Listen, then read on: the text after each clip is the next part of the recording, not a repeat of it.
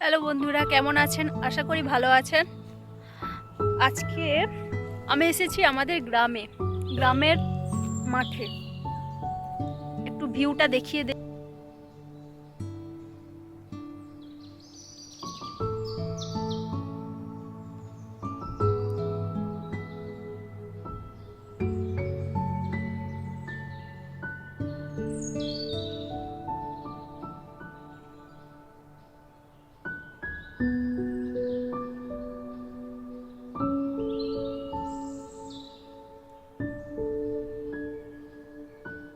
এই যে এইভাবে খড়ের আটি বাঁধা হয়।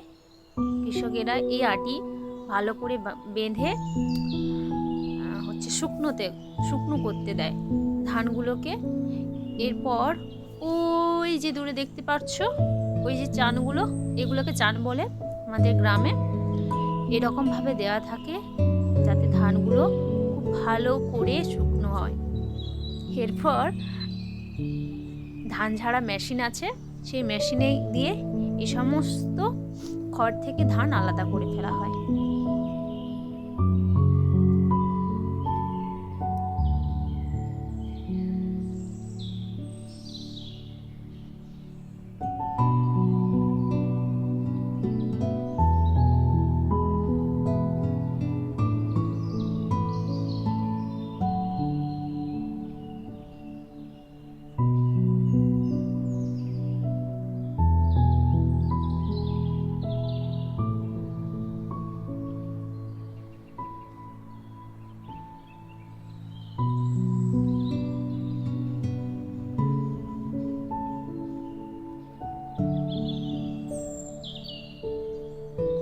এই যে এখানে ধান ঝাড়া হয়ে গেছে।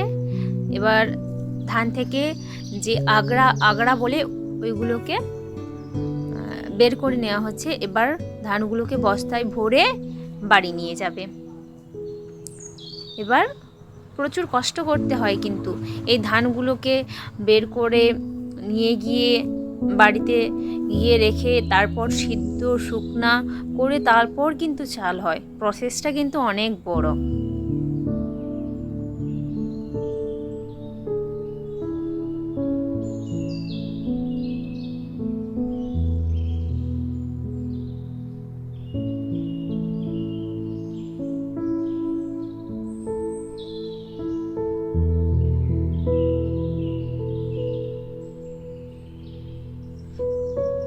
এই যে রাস্তাটা দেখতে পাচ্ছ, এই রাস্তাটি কিন্তু ওই ক্ষেতকে যাওয়ার জন্য, অর্থাৎ জমিনকে যাওয়ার জন্যই তৈরি করা হয়েছে। জমিনে যে কৃষকরা আসে তারা ধান টান যাতে ভালোভাবে নিয়ে আসে। ওই যে ওই দূরে দেখতে পাচ্ছ গায়ের বধূ এসছে। গায়ের বধূ, গায়ের বধূ কবিতা আছে রবীন্দ্রনাথের। অনেক কবিতাতে গায়ের বধূর কথা তোমরা উল্লেখ পাবে। এই যে রাস্তাটা বাঁধানো হয়ে গেছে। আমি যখন কথা বলছি তখন 2টো বাজে, মানে মধ্যাহ্ন পেরিয়ে গেছে। ঠিক এমন সময় আমি মাঠকে গিয়েছিলাম। ওই যে ওই দূরে দেখতে পাচ্ছ একজন ধান কাটছে মেয়ে, ওই অত রোদ্দুরে। এবং কৃষকরা অনেকেই মাঠে ধান বয়ে নিয়ে যাচ্ছে।